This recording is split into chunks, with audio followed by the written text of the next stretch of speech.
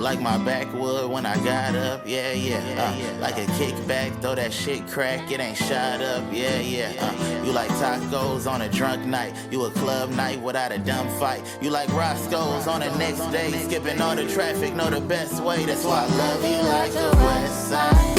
Oh yeah. Fingers out the sunroof. Won't you let your wings loose? Look at how your stress flies.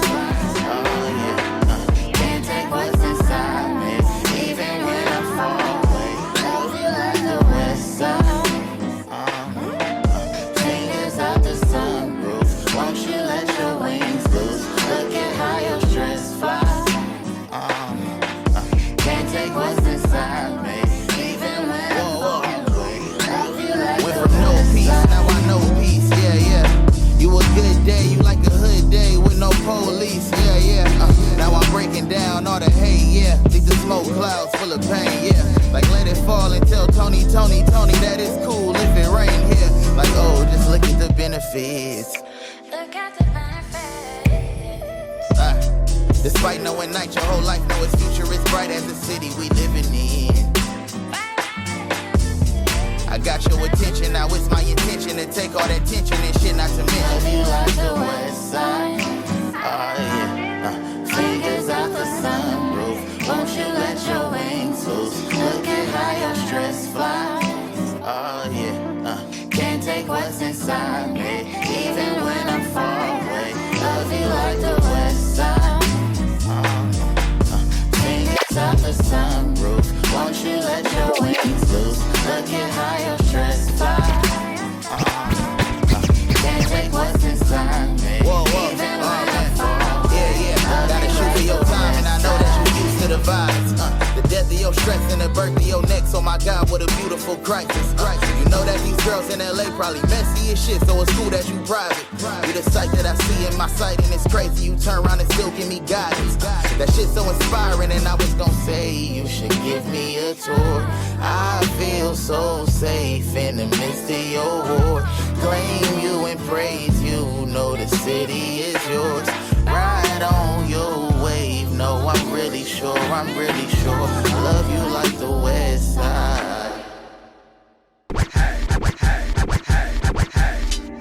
You must got a fever, too hot to have a man, girl, you must gotta leave him. I keep it up like a tree, palms on 7th Ave that be lining up the street. Her hips grinding to the beat.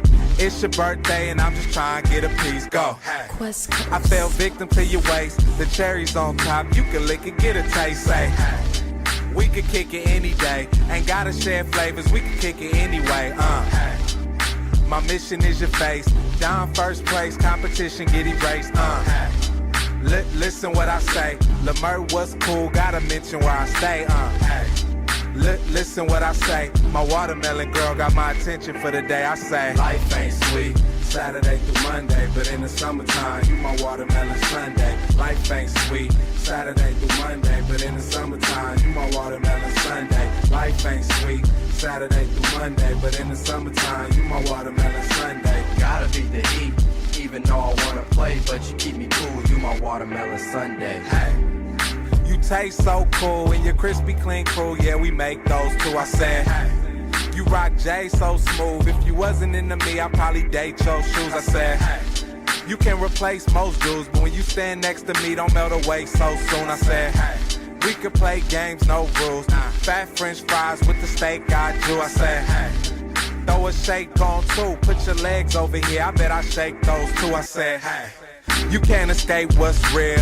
Fuck growing old, I wanna make love here. I said, we might break up, yeah. The sun'll go down and we'll make up there. I said, you like a missile when it blows. Try to get away, but I just kiss you on the nose. Say, you the one I mention in my flows. Go.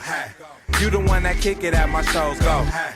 You the why I give up all the hoes. I wrote a song around it, wanna listen, here it go. I say, life ain't sweet, Saturday through Monday, but in the summertime, you my watermelon Sunday. Life ain't sweet, Saturday through Monday, but in the summertime, you my watermelon Sunday. Life ain't sweet, Saturday through Monday, but in the summertime, you my watermelon Sunday. Gotta beat the heat, even though I wanna play, but you keep me cool. You my watermelon Sunday.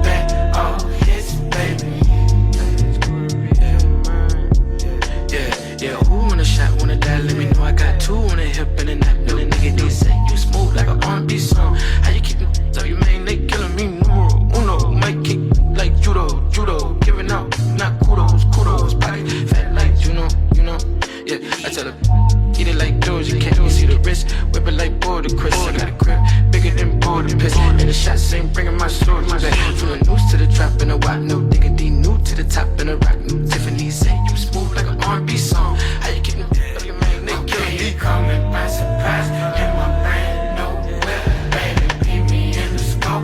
If I'm gone, don't trip. Baby, bring it back to strong. Up the back, all hits, baby.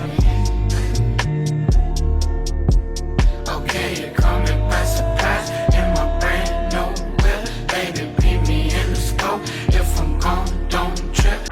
Baby, bring it back to strong. Up the back, all hits, baby. It feel good since I've been back, but it didn't change. We couldn't settle my fire, couldn't cover my pain. Lane. Swing.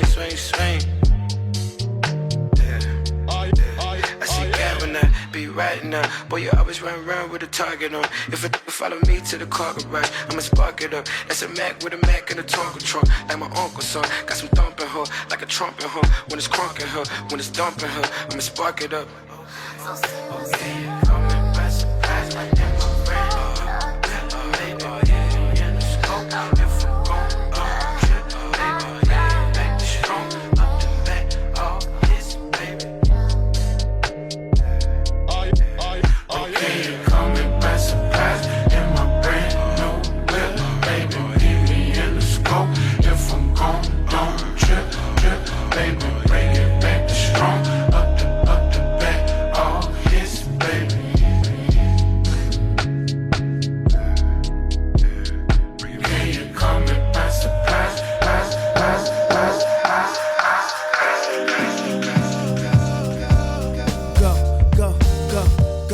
Go. And on the count of three, go. And on the count of three, go.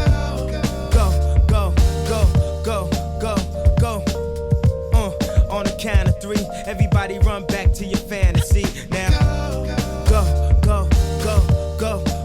And on the count of three, go.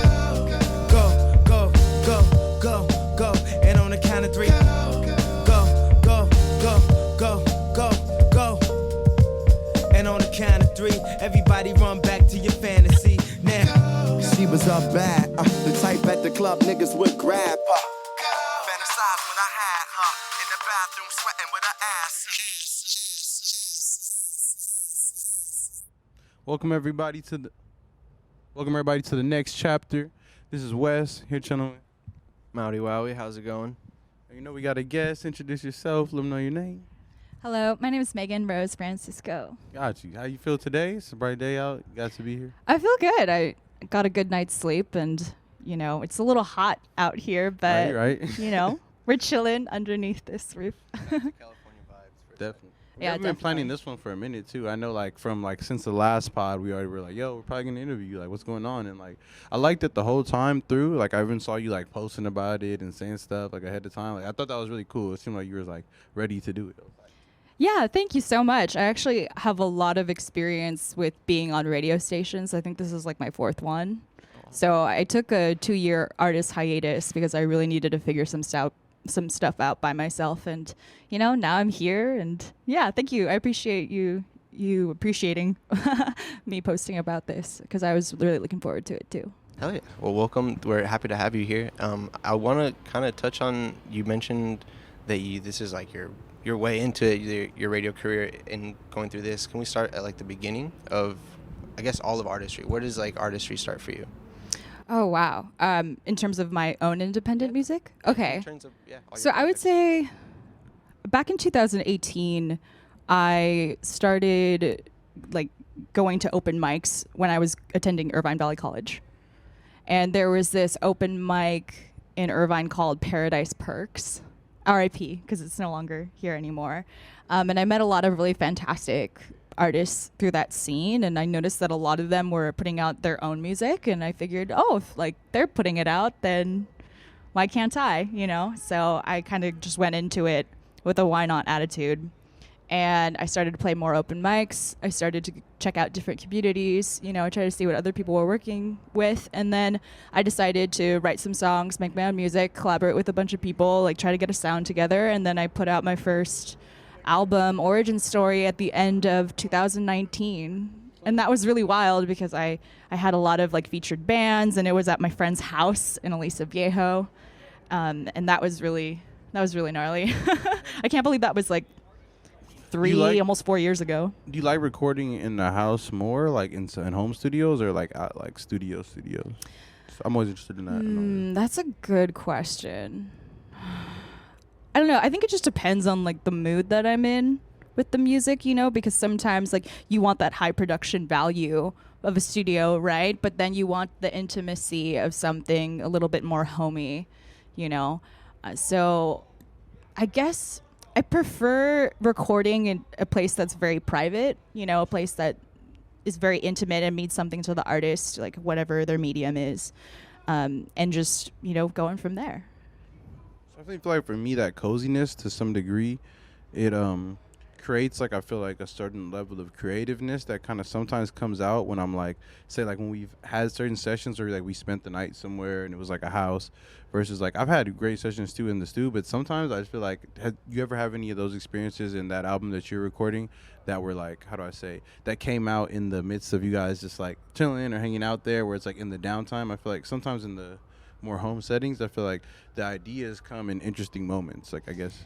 Yeah, it kind of reminds me of, do you ever just go in the shower and then get your best ideas from there? Yeah, I feel the same way when I am playing with people in a more intimate setting, and then we're able to twist ideas and bounce off of each other.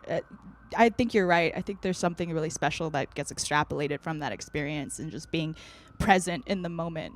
I think that's what really like speaks to that experience, just being there, That's true. That's very true. And within that, how has the journey been getting to use, you get to where you record now, like what is it in making the music? How is it that how does that influence like what you're gonna make? Like what is it that you target when you're making stuff? Do you have is it just kind of going with the feeling of the day, like going whatever feels right? Do you come at it with more of like a thematic approach of like, I want to come at it with like a whole blueprint of say like, this is what I want to achieve when you're going into the stew? Or is it all just about like feeling it out, or anywhere in between? I think for me at least, it's very in between. And I think this correlates and goes parallel with my travel style, where there's a destination I want to go to. I have a plan. There are things I want to do every day, A, B, C, D. But if I only do A and B and I take a couple side quests in between, I'm cool with that, So I approach my music the same way, where it's like, okay, I have a game plan. I have these songs that I've written out. I have these arrangements. I have these rehearsals, and I have these scheduled shows. Let me see what the chemistry of the group is like. Let's see where people are at emotionally, because that ties into the music. You know what I mean? Like, you can just feel the difference when everybody is in sync with each other or not, Because have you ever heard artists where they just sound really tight, And it's something beyond just like, oh, these are really dope artists, like, coming together. There's just this intangible feeling that's in the room. So, like, for me, when it comes to my approach with, making more music, I just kind of feel it out on top of, the foundation of what I've built, and then go from there. Especially when you're, asking other people to be a part of your art. There's that factors into what the outcome is going to be. I definitely resonate with that, because I feel like a lot of times for me it like shifts, you know what I'm saying, like in mood and time. Like sometimes like I feel like I'm really like in the mood, and sometimes I'm not, but I think either way, like I'll try it, and then like, but I'll know, like you said, like when you hear it, like if you're in sync, if you're hidden, because sometimes you're just there, like you're all the way locked into whatever's going on, it just clicks. And then sometimes like you do it and you just kind of feel like, I don't know, it feels almost like not forced in a way, but almost like you don't want to like I feel like I try to like hold on to those moments, you know what I mean, when the syncness helps up, especially for us, because I feel like we work with a lot of different artists, so it's like that's when our moments are like the best in a way, where it's like everybody's kind of like boom boom boom. So it's like it feels like sometimes when it's like, if it's not that moment, like sometimes I feel like we won't even do it, like we'll just start like kicking it on some other shit. No, and I totally agree with you, Wes, because when I went on my artist hiatus break, I just, even though I wasn't in the spotlight, I made it a point to still be a part of the community and still go to events and still get to know people one-on-one, because I feel like when you really jive and gel with someone like beforehand, the work just gets better. But I also know other musicians, like, for example, I took a couple bass lessons from Nick Campbell, and he's a really popular session musician. And he told me that he made a lot of really great friendships with working with other musicians. Like, they would play together once, and their music sounded so good together that they just happened to get along as friends after the fact. So, you know, I think when there is some sort of bond outside of what you're just trying to do, like you said, you can just kick it with the people, and if you're not necessarily feeling it, then I think that's really great, and it's all about energy. Mm-hmm. That's very true. That's very, very true. Speaking on energy, let's talk on the energy of today. It's a beautiful day. It's a whole change in vibes. I feel like this whole past month we've been going through like a very weird weather system. It is hot today. It is hot, but it does feel like California a little bit, somewhat. And I feel like that influences just like the energy of like what's going. Like, I had someone make a comment the other day. They're like, "Oh, I feel a lot more like brazen out here because the sun is out," and I'm like, "Oh yeah, but it." The sun definitely affects. I feel like, I don't know if everybody like this, because some people, you know what I mean, like they might like have actually like, I can't be in the sun, but I know like the sun for like me and like a lot of people, it does affect like your mood and energy a lot. Like, I'm curious, maybe how does that? Oh yeah, definitely. And music too, like a lot. Absolutely. I think access to vitamin D can cure a lot of things. It can cure COVID. So I think that people really need to get their vitamin D in. I mean, I remember when I traveled to the Pacific Northwest, you know, during the rainier times, because usually 8 months out of the year, you know, there's a lot of rain and there's a lot of clouds and it's really gloomy, and it does put me in a downer type of mood. And I noticed that I don't really thrive well in those types of environments. So I'm glad that I skipped the rainy season that was here in SoCal.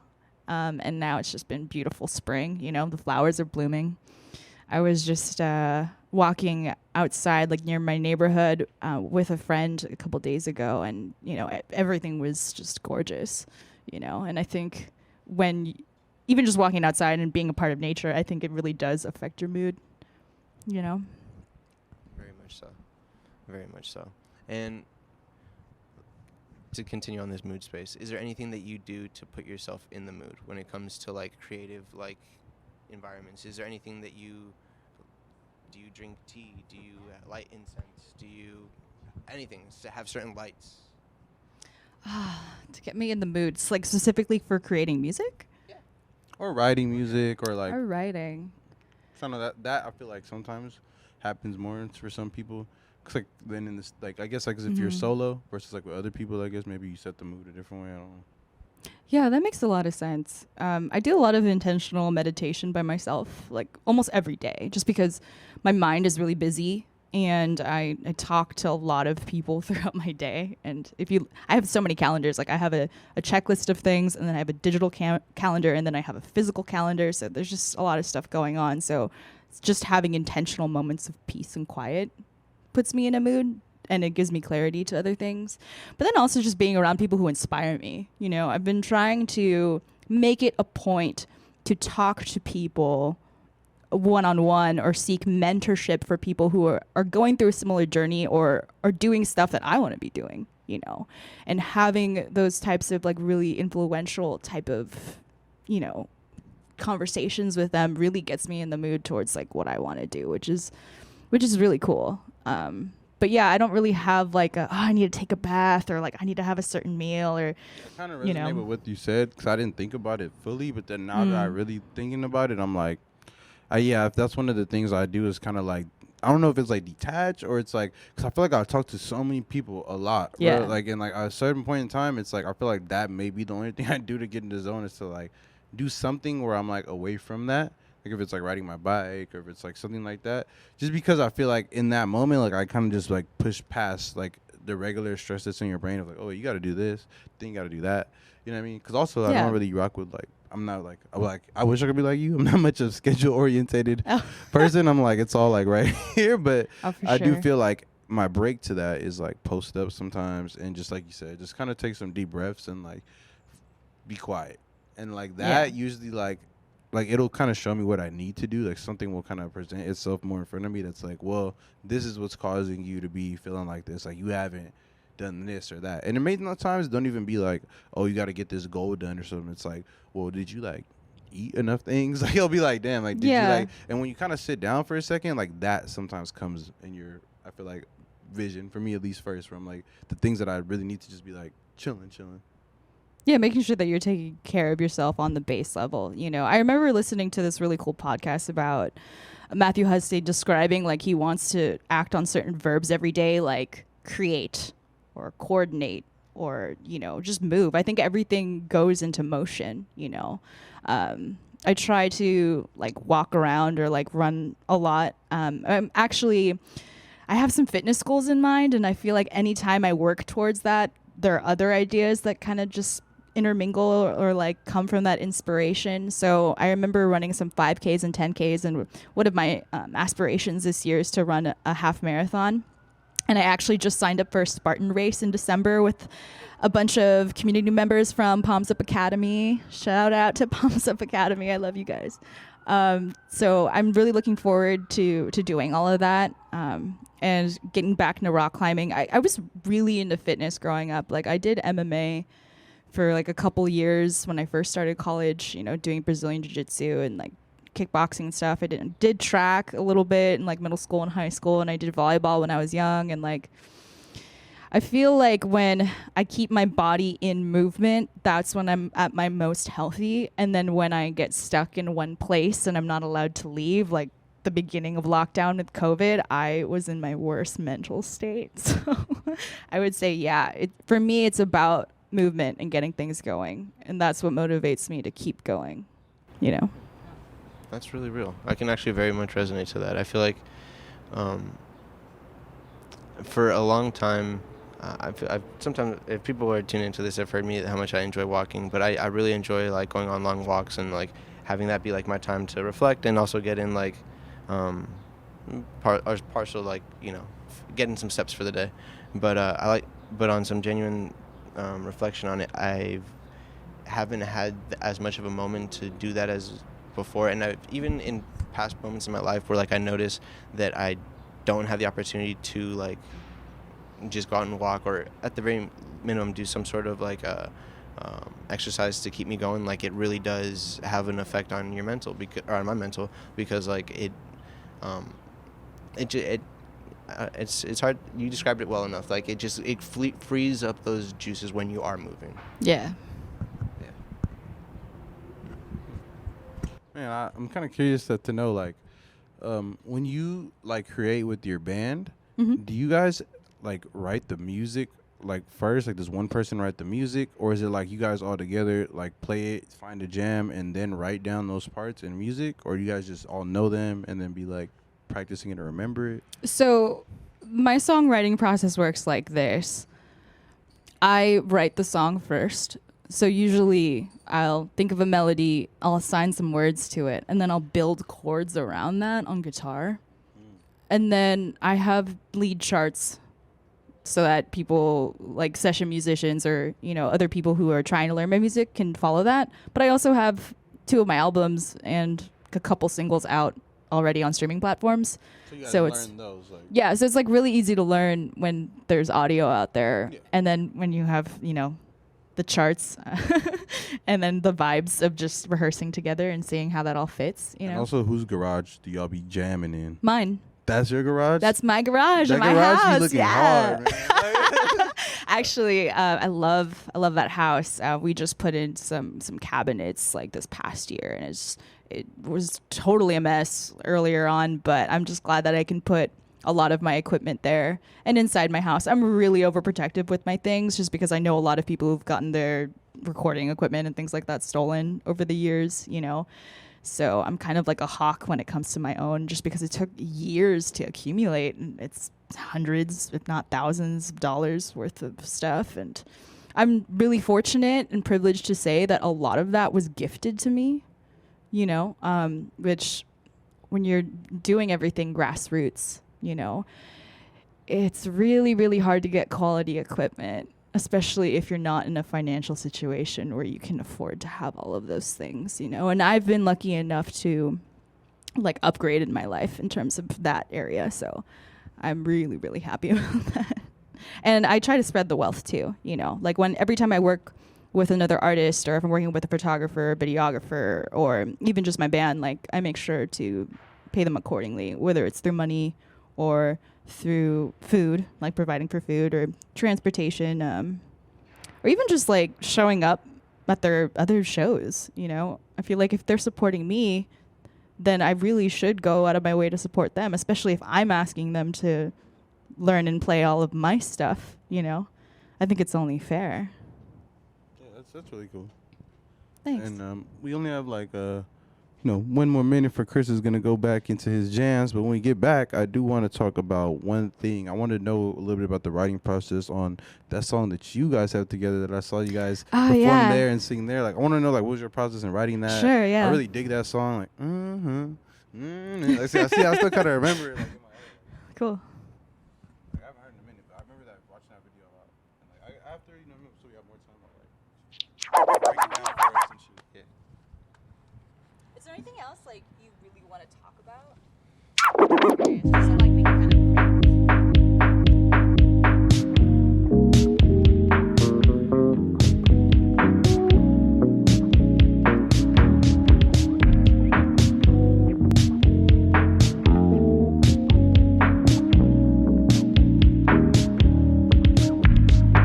She said there's a party, you're invited.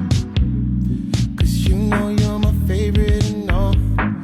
Now she wants to leave, I'm so excited. Cause that's just what I came for. We can take the long way home tonight. Cause it's my last night in Beverly Hills. Baby, won't you take me for a ride? Oh, it's my last night in Beverly Hills. I think you're so charming, why deny it?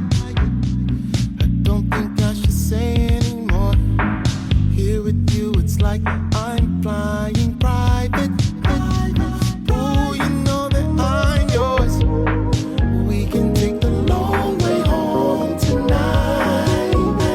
Cause it's my last night in Beverly Hills. Baby, won't you take me for a ride? Oh, it's my last night in Beverly Hills. Oh, I met her tenderoni down in Rodeo. Beverly, see if she was bustin' for real. She acted kinda phony, but hey, what could I say? Ain't nothing like a lady in here. So we went on a date. She forgot my name and said, black guys are totally chill. Pushed my plane, walked away, and told the waiter she would cover the bill. So we can take the long way home tonight. Cause it's my last night in Beverly Hills. Baby, won't you take me for a ride? Oh, it's my last night in Beverly Hills.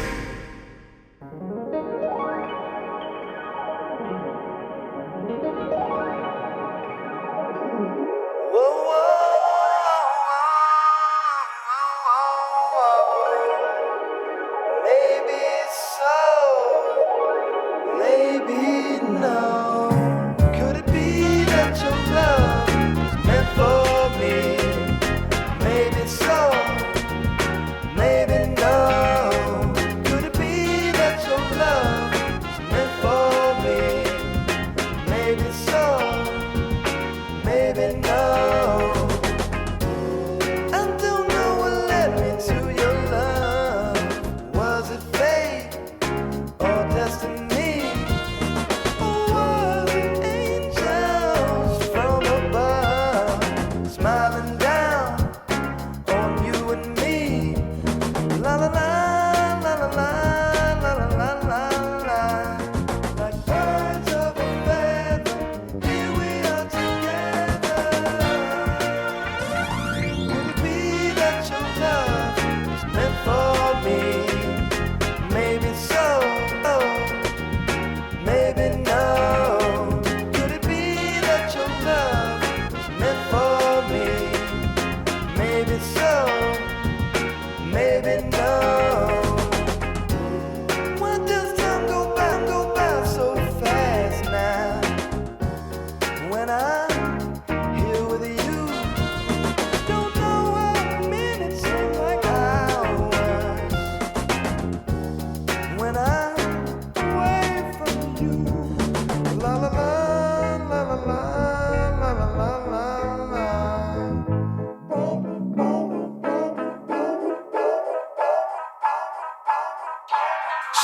my face, I don't want nothing in return. Her body counting who she fuck ain't never my concern. I'm tryna buy my neighbor house. We back yeah. She could ride my face, I don't want nothing in return. Except for some her time and all her love, that's my concern. I'm tryna buy my neighbor house and turn it to a y'all. If you don't know my grandma name, then we ain't really dogs, bitch. I shook your hand, I don't respect, don't call me king. I'm not your twin, I'm not your brother, we just met. See, I won't purchase, no Birkin. Got hobbies, got purpose, got dumpers, I'm perfect. Yeah, Kelly Green wagon look better when the gloom out. Canary shine brighter in the dark, I bought the moon out. The plane fly better when it's just me and the pilot. Tuition for the mileage, it's worth it for the silence. There he go, he cast bras like radio. Shit your lady knows, it's young T like baby clothes. And I got that fire, and I got good dick. Guap long, dick long, plus I look good, bitch. She could ride my face, I don't want nothing in return. Because if she get off, then I get off, that's my concern. I'm tryna buy my neighbor house and turn it to a yard. If you don't know my grandma name, then we ain't really dogs, bitch. That's a lot of motherfucking necklace. 5, 6, 7 is the figure for a set list. Ring, ring, ring, bitch, pick up the phone. I don't care if y'all together, I would tell down at home. Shit, I shipment through Perry and back a Phantom of the Thread. The driver's seat of the Enzo could barely fit my leg. And Virgil, my chaperone, he look out from overhead. Not sure what you overheard, but it's probably what I said. Bitch, I'm out here living, y'all on the feed. My girl look like Zazie Beetz and Khalees. I pull up in the what the fuck is that, dog?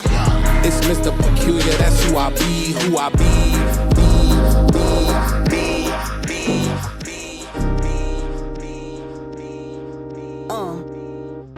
Someone made a mess of my cone. Like me, yes. Someone bought a paddock in a panic, yes.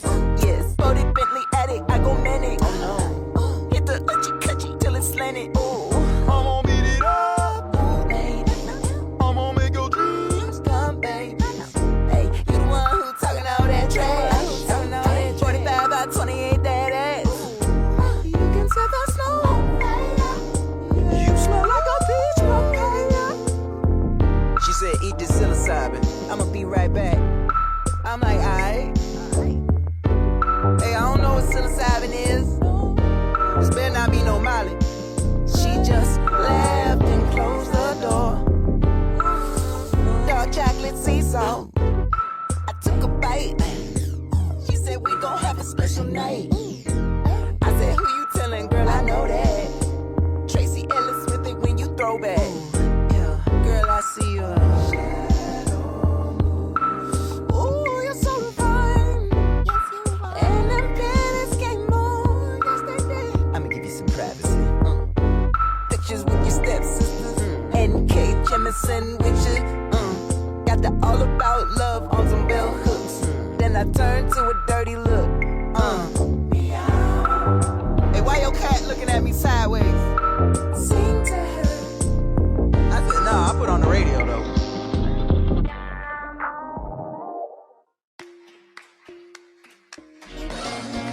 Baby, I like your stuff. Grips on your ways, front way, back way. You know that I don't play. Streets not safe, but I never run away, even when I'm away. OT, OT, there's never much love when we go OT. I pray to make it back in one piece. I pray, I pray. That's why I need a one dance. Got a Hennessy in my hand. One more time before I go. Higher powers taking a hold on me. I need a one dance. Got a Hennessy in my hand. One more time before I go. Higher powers taking a hold on me. Baby, I like your stuff. Strength and guidance, all that I'm wishing for my friends. Nobody makes it from my ends. I had to bust up the silence. You know you gotta stick by me. Soon as you see the text, reply me. I don't wanna spend time fighting. We got no time and that's why I need a one dance. Got a Hennessy in my hand. One more time before I go. Higher powers taking a hold on me. I need a one dance. Got a Hennessy in my hand. One more time before I go. Higher powers taking a hold on me.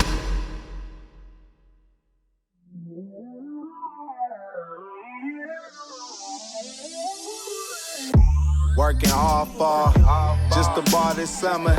You know Hollywood, but let me take you under some South Central love. That's gonna make you wonder. Them ghetto girls, you know I love them. I'm not your husband. No, I don't trust them. My Beamer stock, them Impalas custom. No, I don't rush them. No introductions. She know that's me. She like my chucks.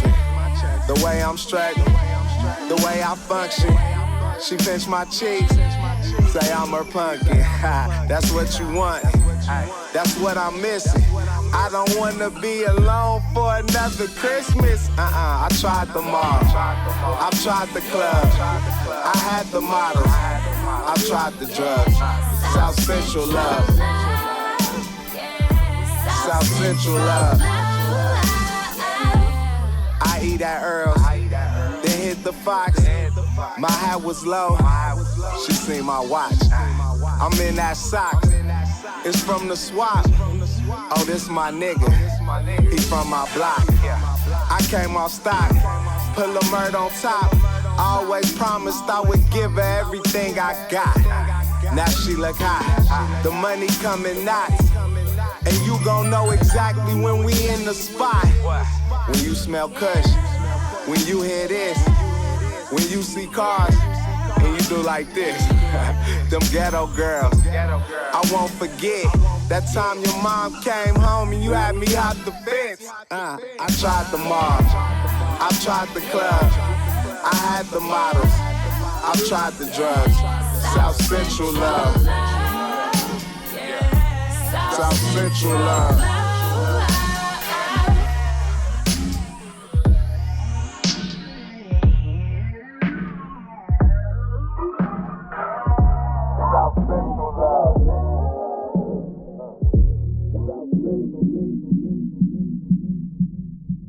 And welcome back to the next chapter. It's your host Wes here chilling with Mauriwowi. How's it going? And you know we got a guest back again.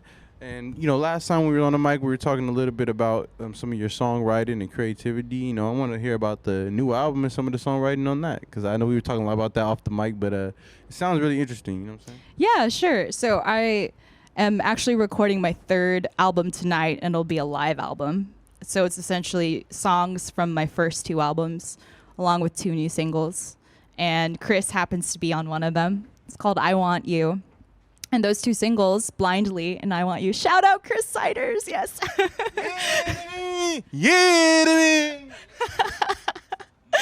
Yeah, so the song that we're on, I Want You, it means a lot to me. That song and Blindly was written with Alex Poisel, and he's out in Indiana crushing it with his band. You know, they're touring out in the Midwest and doing really well. So shout out to Alex. Thank you so much for writing 2 songs with me. I really appreciate that. But essentially, I Want You is about just wanting to be around a person. And it was originally in the context of just like a romantic type of sense, you know. But then when I listened to the lyrics again, I realized that it's more open to interpretation. It doesn't have to be towards like someone you're interested in. It can just be someone that you're really close to, like a friend that you really trust or a mentor. And then when Chris added in his verse, I heard like a lot of the heart and soul of his father, you know, and his dad just recently passed away. And I was in the hospital with Chris and his family when he was transitioning. And we sang that song to him because I had a radio recording that I did in Laguna Beach a couple years ago. And I just played it on YouTube and I sang along with it, and Chris did his verse. And we believe that his father was able to hear it because he was just a lot more at ease after he heard it. And it was very emotional. And it made me cry, and then I realized, like, oh my gosh, like, this song just means so much more now, because I, you know, when I wrote it a couple of years ago, I didn't think that it would be put put in that type of context, be put in a place where it's now associated with cherishing someone who's passed away, like with grief and death. And that's something that I feel like recently I've been talking to a lot of people about, just the grieving process in general. Like my grandma died a year ago,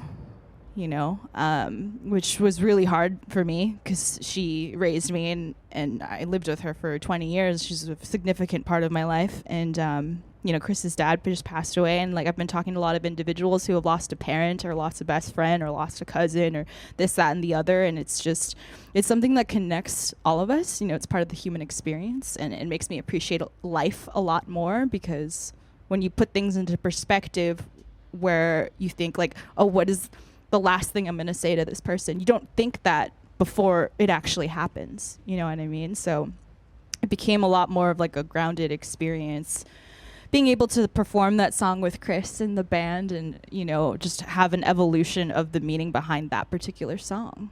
Chris, do you want to talk about it at all? I'll pass the mic to you. First off, thank you for getting me on that song. I was really just following the flow of like what you pinned down with the chorus and the verses. Like the meaning of that song definitely changed. Because when I initially wrote it, it was a love verse. But listen back to it now, it's like it could be interpreted in so many different ways. That was just a surreal moment in the hospital. My dad never heard me rap. I know it's a bad thing, but I purposely keep my art away from my family, because like I don't want them to think like, oh, their baby boy is going through so many different things, and like it's like, how do you have that in conversation? I struggle with interpersonal communication, so that really meant a lot. Thank you, Megan. Yeah, thank you, Chris. I'm glad that, we both were writing from a place where it was, it's like a lover's like relationship type context, and just, have it become something more than that. That really meant a lot. And like in terms of my art with my family, I kind of have the opposite relationship.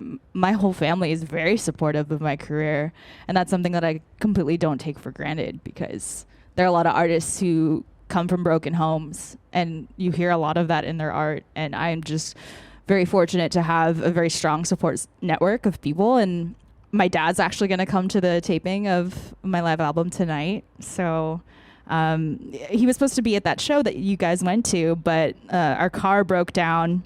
So my mom was able to come in, but my dad had to stay outside to talk to AAA, and he totally missed the whole set. And I was really sad, because my parents really wanted to see me in my element with a bunch of people, and they've always been really proud of me. Like even when I was in band and choir growing up, they would always show up to my concerts. So yeah, I really love them. That's amazing. Shout out to supportive parents, because honestly, personally as well, I'm very thankful for my parents, because without them, I don't know if I'd be in the position that I to do what I want to do. And beyond that, for all the life lessons that they've taught me and helped me become the person that I am, I'm very thankful. No, I definitely resonate with what both you guys said and what Chris says. I feel like I'm more on that spectrum of the things. Like Mauricio could tell you that I'm not really like similar thing. Like I pretty use a lot of my music on like a therapeutic tip sometimes. Like I'm very like, you say things that I might not say, you know what I mean? Like I'll dig deeper, but at times like I won't really do that with my parents, or like if I do, shit gets real south. So I don't really like to do that. But I will say over time, like that help. I feel like it helped me like in like showing my parents like some of my music and art, like here and there. Like I would do it, and then over time, like then they would see me perform, and then it helped me in a way, because I think when I do music in general, it's the same kind of feeling. Like I'm not gonna be after talking about exactly like what I was talking about, but like you'll know exactly what I'm talking about when I'm performing. Like you'll see that I like it, like I felt it in a different way. And I think that sometimes is enough for me, because it's like my only way of like really being able to talk about certain shit like that.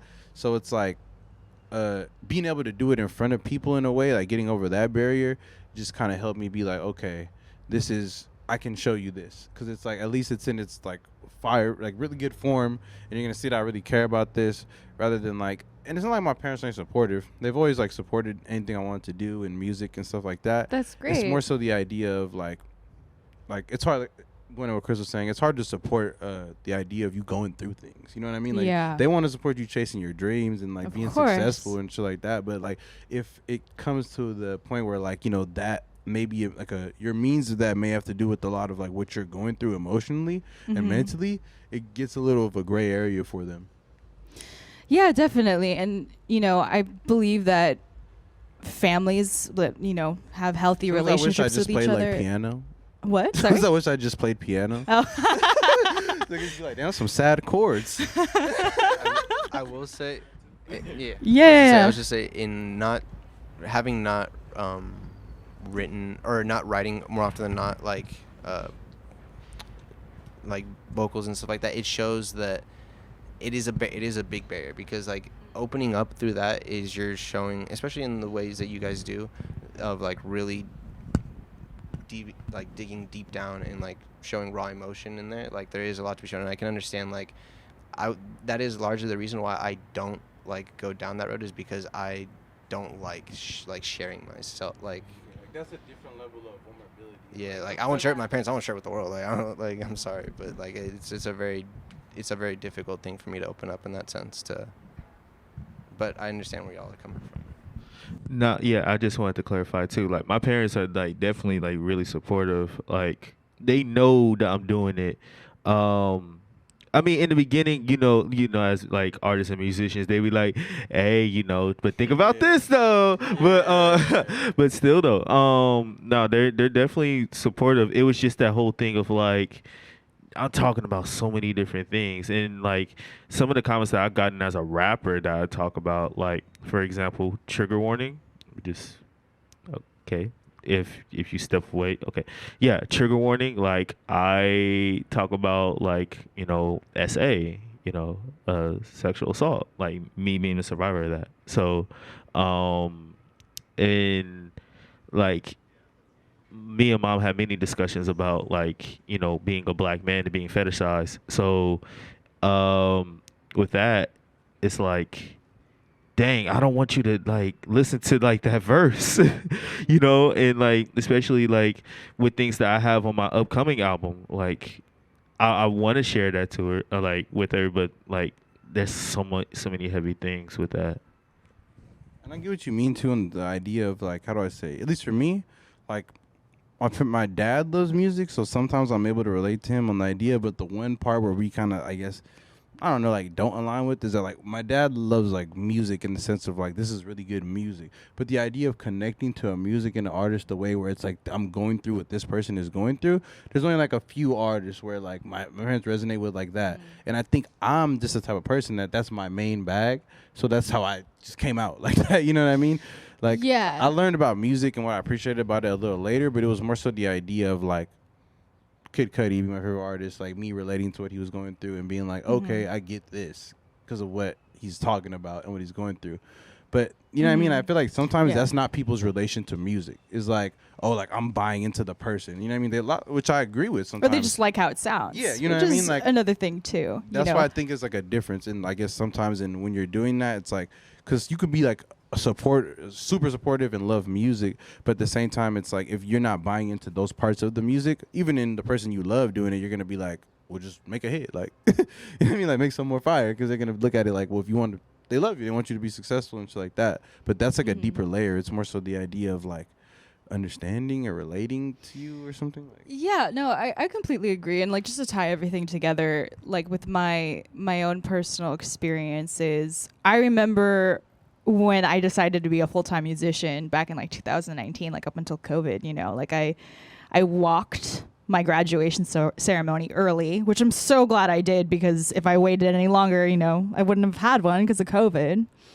And I remember just telling everybody, I'm going to take a break from being an engineer or being a student or like doing all these things. I'm just going to be an artist and a musician. And then I realized like, oh man, this is not the quality of life that I want for myself. You know how hard it is to be out here being an independent artist, trying to write your songs, trying to make them sound good, trying to coordinate with people, trying to talk to venues, trying to do all of these things behind the scenes that people do not really account for. And Chris and I talked about this in the car on the way here, you know, like there's just so much work that comes into doing this with very little financial payout, unless like, you know, you get signed by a label, or unless you like know the right people, or someone just randomly drops in and like likes your stuff and is willing to back you. Like there are all these elements to making art that makes it, oh man, like that talks about our experiences, because we want to follow artists who, or at least I do, I want to speak for myself here. I want to follow artists that I can relate to, you know, and I want to follow artists that also make good sounding music, you know, and I want to support like the things that they're supporting, because I resonate with their art and what they're doing, you know, and all of that is valid, like everything you said. But yeah, I think there is like a deeper layer when it comes to connecting and vibing with an artist in terms of just their sounds and like just kind of the vibe they give, and versus like the actual meaning behind everything and the lyrics. I really, really focus on lyricism. I always focus on that first and then the music. Because I feel like when you add just music to things, it's really easy to have everything else get drowned out. You know, like when it comes to other mediums like poetry or comedy, it's a lot more raw.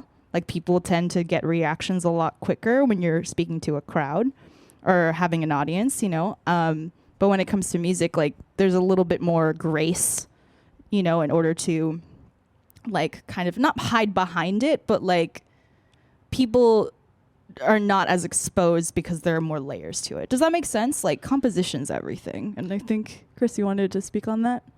Well, like something that you said earlier in terms of like the business aspect. Yo, I just got to reiterate this, and I'm done speaking for today. Yo, it's work. It's fucking work. Yeah, it really is. Oh my god. Yo, I did not get any sleep. I slept in the airport last night. And I took a 5:45 flight, got here at 8:30, ate a little, and then now we're here. And yeah, I'm doing this, and then I'm supporting Megan. I'm right tired. after this, yeah, we're gonna work. drive to Cal State Long Beach after this to record my album. So it's like, you know, yeah, the hustle is real, and a lot of people say they want to go on tour, they want to make music, or they want to be featured, and you know all these things, but I don't think people really account for all the other stuff that comes with that, on top of just your regular day-to-day life. Like we all have bills to pay. Yeah. You know, we all have people that we have relationships with that we want to stay connected to. There's a lot of obligations and other commitments. Like that's why sometimes me personally, I'm full send, but sometimes I'm like not full send, because I get overwhelmed as a motherfucker. And like, there's some guys that are like built for this shit, and they're like, there's like me who's like, I'm down to do this shit, and like I love doing it, but like, like sometimes I'm like, I don't got all the parts for this shit, because like you said, it gets like you get stretched a lot of different ways. Like when you get when you get into it, and it's like it's very one of those things that's like I always humble myself back to being like, well, what am I okay with? Like, what do I like? What do I need out of this? Like, what do I love about it? And then like that's why like I've always been like the type of person where like the struggle for me has always just been that time things you're talking about, like managing like the work and the stuff, because like I don't really have that same strain where I'm like doing work and then I feel like, damn, I need to fully double down onto this because I don't feel right, which I feel with many of my artist friends. They come across that feeling, you know. I feel like I don't never really feel that. I usually feel like that when I don't have my foot into both pots. Like when I'm full send in one, I really feel like I don't have the full like tools or capability to be like, all right, boom, boom, boom, boom, boom, I can do everything. When I can just like do here and there, I feel like, okay, I can do enough that like I'm putting my all into this, and I know that when I put my all into it, I feel good about that, and then I can keep going and editing shit, keep making it better, whatever we need to do. Oh yeah. But I just get overwhelmed, I feel like, in that part of the work. It is an overwhelming like when you're just process. like in it completely, and I'm like, damn, like that's what it's about, and I'm like, damn, this is quite difficult. Like, but it's quite difficult past the point of you making the art, you doing the other shit, and it's like sometimes I'm like, it gets to the point where it's like the level of difficulty, like, does it weigh what you want to do, or not difficulty like work or stress? Because difficulty is sometimes you can always like things get easier the more time you practice them. You know what I'm saying? But Yeah. the stress that comes with it sometimes don't. You know what I'm saying? Well, and that's why you got to think, or I have to think long term. Like, is everything I'm doing, like, going towards an end goal? Am I heading towards my North Star? You know? And I remember I was talking to one of my mentors, and he's really dope. He is starting his, like, own hip hop video game studio type of startup. And he's actually talking to some investors today. And, you know, he told me to tell him about today because I was doing my radio interview and like my recording later. And one of the very first things he asked me was, who do you want to be? How do you want to surround yourself with, or who do you want to be with? And what are you trying to do? You know? And it really put a lot of things into perspective getting asked those questions, because I think a lot of the times when we're getting to know people, it's like, hey, how you doing? What's your name? What do you do? You know, and we don't really ask people like, hey, what are you passionate about?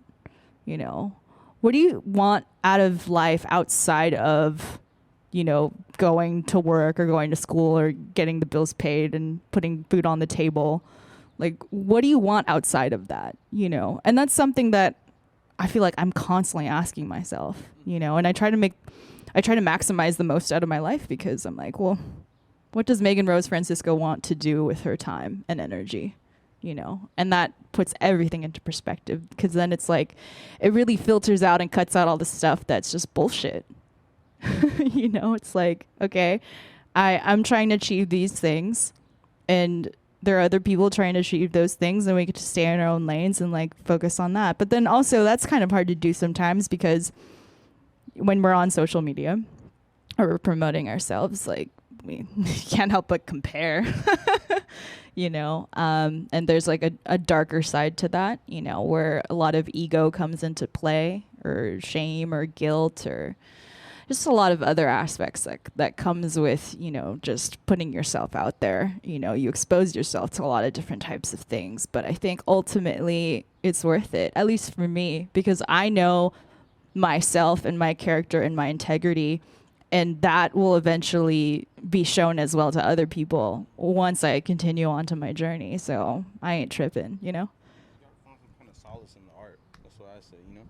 Like, you find some kind of solace in your art, like, you'll feel, like, good about it past whatever comes from it. You know what I'm saying? Like, just be like, damn, this, like, I feel like... My bad. That's what I go through, though. I just feel like once I can find, like, some type of, like a lot of different times where we've made songs and shit like that, that it's, like, you find solace in what you make and what you put into it, that you're just like, damn, okay, like, the other shit will come. Like, you start to get excited about doing all the other shit. Oh, yeah. You know what I mean? Because it's just like, sometimes you put that much into whatever piece of art you got that you're just like, okay, this is this now. Like, you know what I mean? Like, I feel like a lot of times that's when I get my most, like, motivated to do a bunch of shit with something. It's because it's like, it starts there. You know what I mean? With me just feeling like so whole about whatever this is, that I'm like, okay, like, ain't nothing no one can tell me about this right or left. Like, it's this now. Like, you know.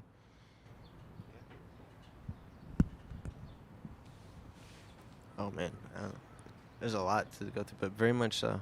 I agree. It is about just kind of finding what feels right to you and want to pursuing it further. And you find it in those moments when you make stuff and you're just like, this inspires to keep going and to pursue this further. And that's amazing. It's a crazy ride to go through, honestly, because there's millions of different variables in life, and they kind of pull you in every direction. That be like, all right, like you're saying, beyond just the work that it is to be an artist, there's the work that it is to survive, and then finding the balance of like where it is that lies in between the business and the art side of things. Because in my opinion, they lie on a spectrum, but they work in tandem together. Like, if you go too heavy on one side, you negate the other so much that you can't really go forward in a certain aspect. In the world we live in the society that's built, like, you can't like really full send in either route without negating a big aspect of the other. So I think it's a difficult balance, and also within that, I was having a conversation just the other day of like, is it sometimes it's difficult to focus on, is it what makes me happy, right? at the moment, and it's tough. It's difficult because it's like, what is differing degrees of happiness, like, and what is like contentness, what is happy, what is like true joy, what is like that first, that like analyzation of like what do you get from something, and then on top of that, if you're gunning for full happiness all the time, or you're gunning for that, like, you will never really achieve it, and you won't even feel the rest of life, because you're kind of like going so far down this hole of emotion that you're blockading and focusing so much on this that you're not letting the rest of it kind of like shape you into the way life is supposed to shape us.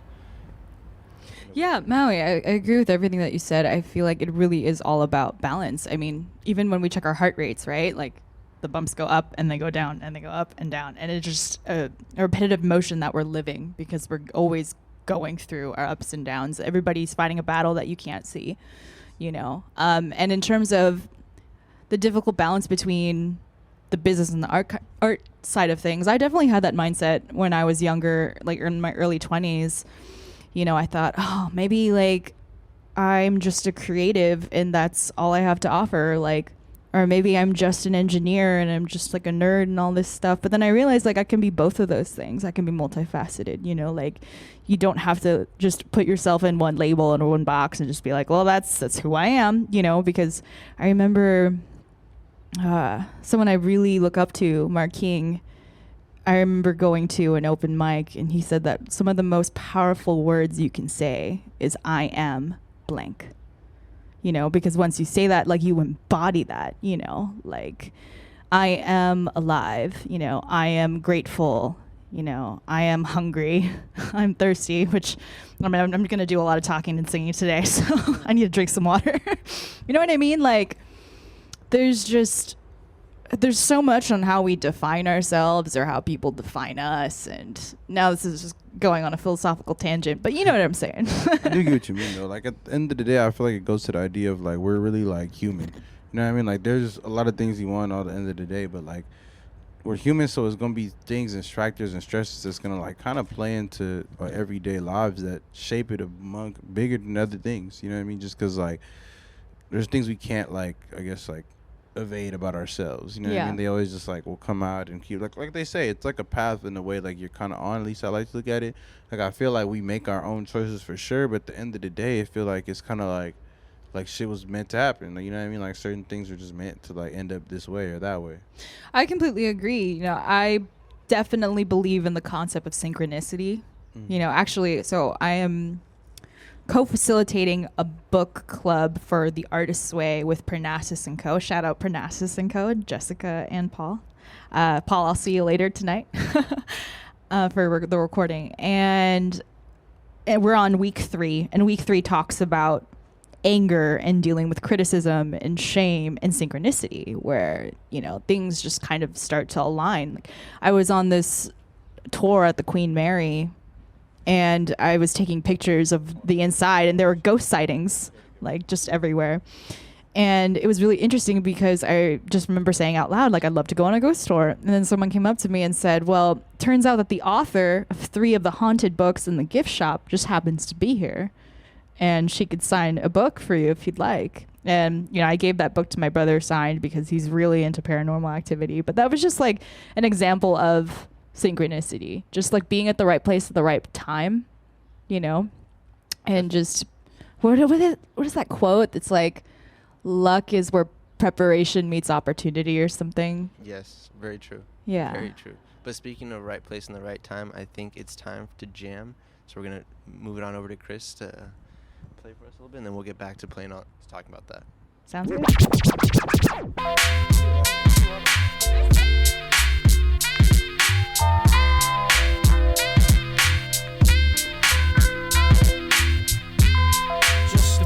It feels so good. Just a beautiful day. It feels so good. It's just a beautiful day. Just pump it up and just vibe. I feel like we at the center of the you and I verse, and the sun is my heart, so I shine through the verse. Radiant like LA sunshine, so let's crack the hen, no coke in mine. Live for today, ain't promised life.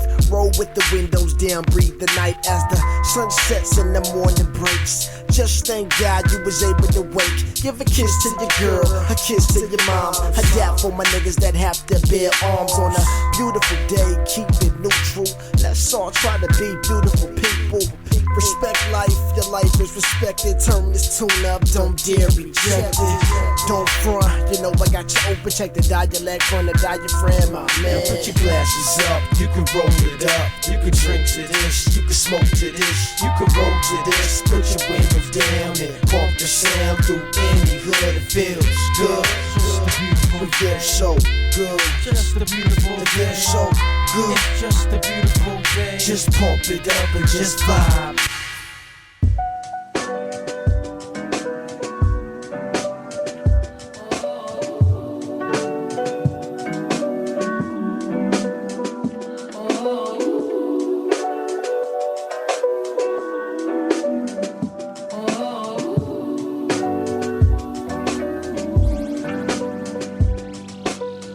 I messed up, but it be like that. I missed out, but it be like that. Like, why they had to do me like that, man? It wasn't supposed to be like that. It be like that. I had doubts, but it be like that. I'm asked out, but it be like that. Lord knows it's been like that, but it don't gotta end like that. My sun don't shine no more. My light ain't lime no more. My kite don't fly no more. My woman ain't mine no more. My words don't rhyme no more. My life ain't live no more. My heights ain't high, they low. I ain't got time no more. Luck ain't on my side no more. I can't touch the sky no more. Plug don't supply no more. I ain't alright, I'm wrong. My pie don't multiply, it don't wanna divide no more. I can't see the signs no more. I don't wanna try no more. I messed up, but it be like that. I missed out, but it be like that. Like what?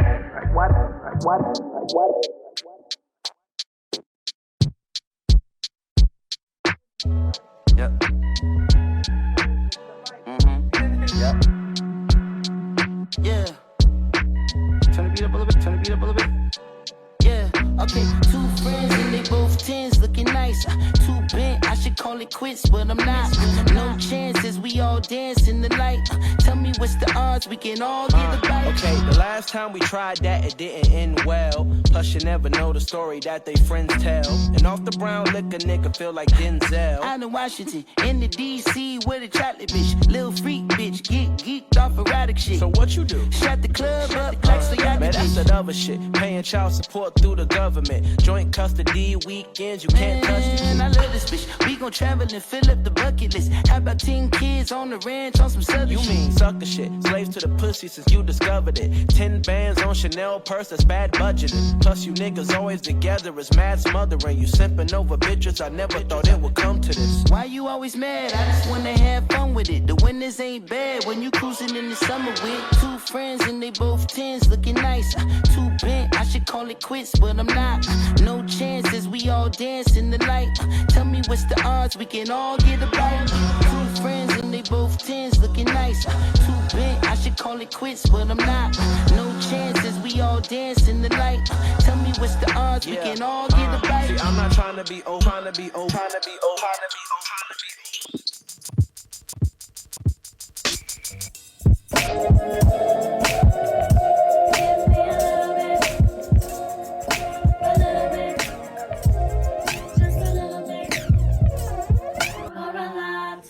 Pieces of dream that I pick up in my mind and I fly.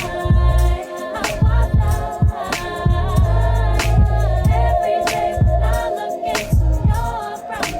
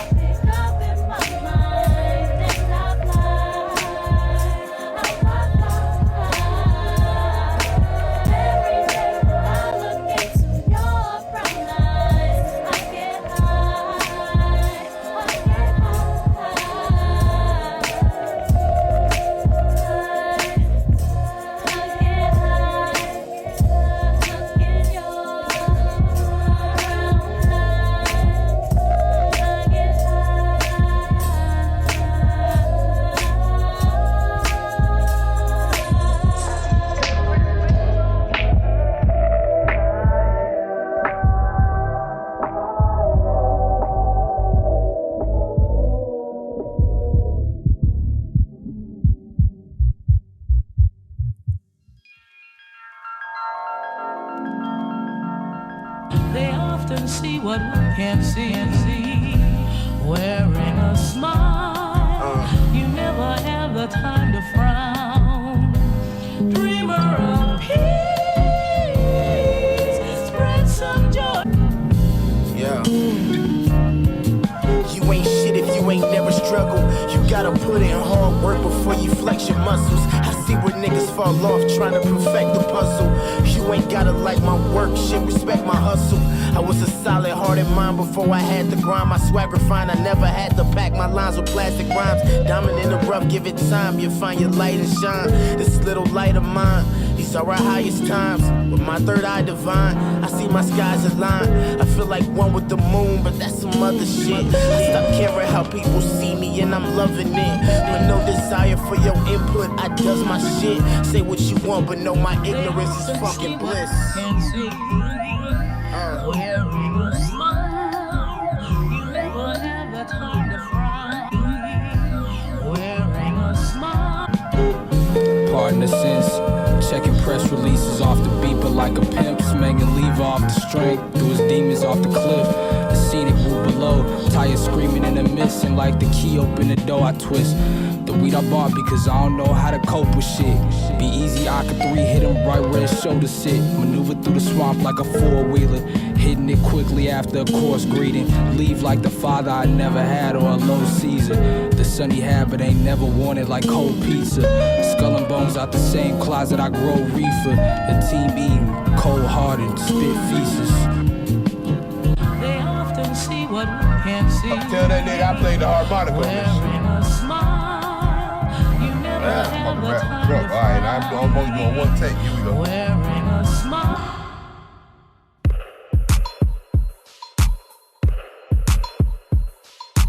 I pop the pain away, I slide the pain away. I pop the pain away, I slide the pain away.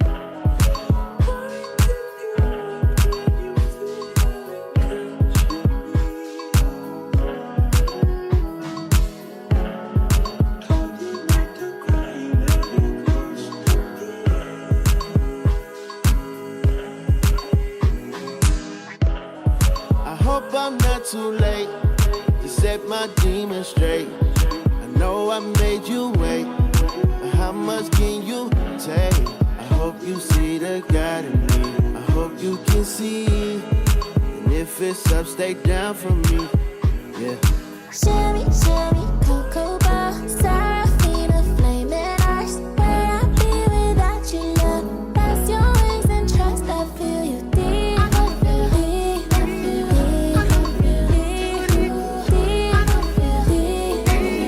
I feel deep. Do you love me?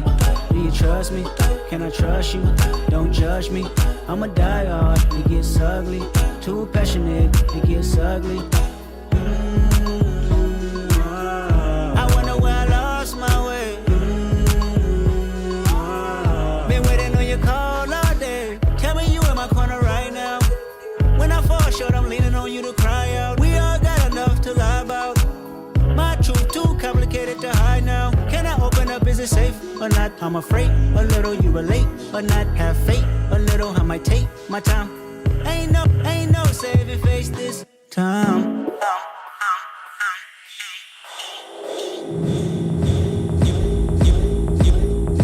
You need something unexpected, some form of weapon. You ask him to feel protected and still feel protected. Just one time for the record, just one time for the record. Don't agree with the message, don't agree with the methods. Don't let the lifestyle drag you down. Who knows when was the last time you felt the love? One last sparkle to follow in my life. One last sparkle to follow. Man, it's too early.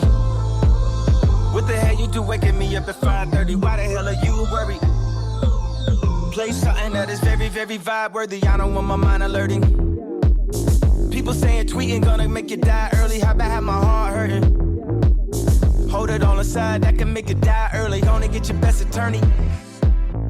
Something's there, feel it when I heard it. Just release the spirit, let it flow though. How leaving out with one leg like Flojo. Nail me to the cross with long nails like Coco. Free throat coat for the throat goes.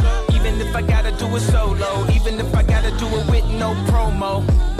I ain't got my point across till we finally get across and pass the point. So there's a couple things that I gotta quote. Don't involve yourself in things you don't have to know. I ain't never question what you was asking for. I give you every single thing you was asking for. I don't understand how anybody could ask for more. Got a list of even more, I just laugh it off.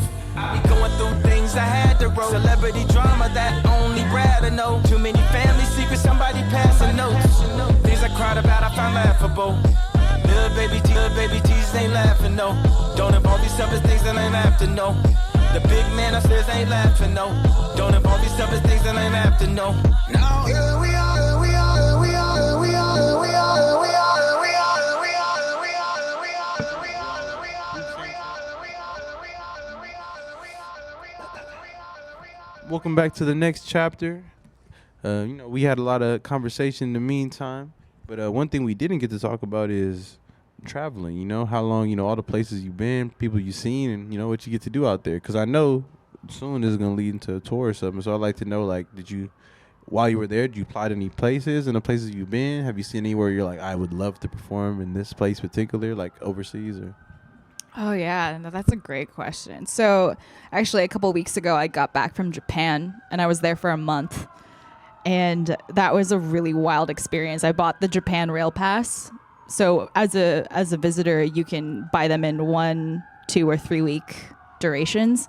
And that's like unlimited train rides on the Shinkansen, or like the bullet train, essentially. So I just went all the way from Tokyo down to Fukuoka and back. And I really, really loved the scene in Tokyo. Their venues over there are called live houses, and there are specific districts, like where you can thrift, but also have those live houses. And there was one called Shimakitazawa, as well as Koenji. And they're just like a little bit more laid back and chill compared to like Harajuku or like some of the more like touristy spots in Tokyo. But it was really cool. I really do appreciate the scene there. And I happened to get into the sandwich shop in Tokyo in the Harajuku district. And I found like an American enclave, and they were doing a comedy night when I was eating there. And that was really cool because those comedians also have connections to musicians who speak a lot of English, And they said when I come back to Japan, we should like plan events together and stuff like that, which I'm really excited about, because being able to say that you go on tour like overseas is really cool.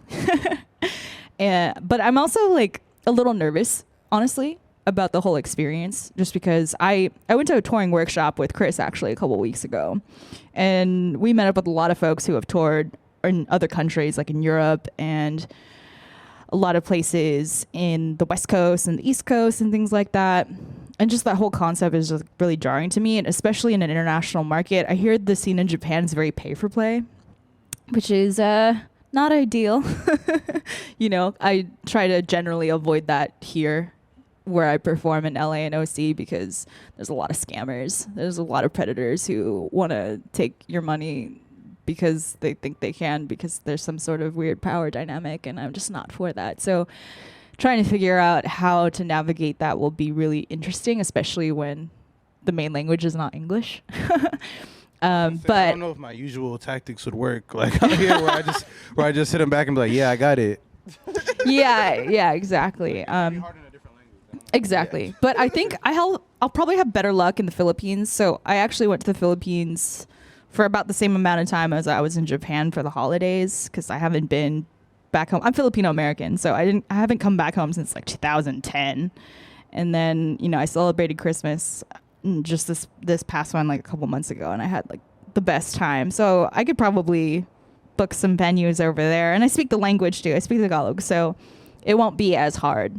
But eventually, in terms of touring, like I have a lot of musician friends who have gone on tour before, and in terms of the band, like we're planning on going on tour next year, and we're gonna work out some of the details for that.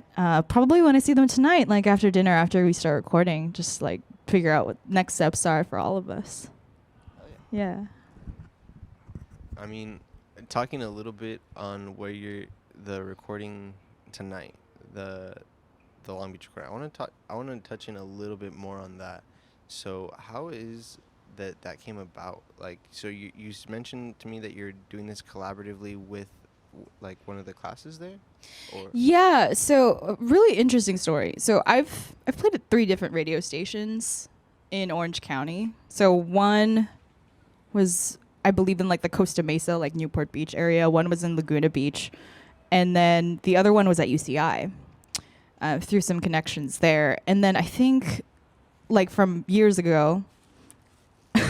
Okay, so just for some context for those of you who are listening, there was a trash bag inching closer to us, and it was just very windy. So, the West, thank you for getting that. Had to handle that. Okay, anyway, yeah, I think I just sent out a bunch of emails to different radio stations before I went on my hiatus. And then, a couple months ago, one of the producers, one of the part-time faculty from Cal State Long Beach hits me up, and he's like, hey, so it's been a long time, but would you like to perform one of our slots for Long Beach Underground, which is, I believe, one of the projects that their TV production class is doing. So there's going to be a lot of university students who are going to overlook the audio and the video recording as well. And I was able to team up with them, and we've been emailing back and forth for over a month now. And, today's the day, 4/20. So I'm very excited about that whole process. It'll be a lot of fun. And, I think it'll be for their class, and they'll be able to put the video up probably on YouTube.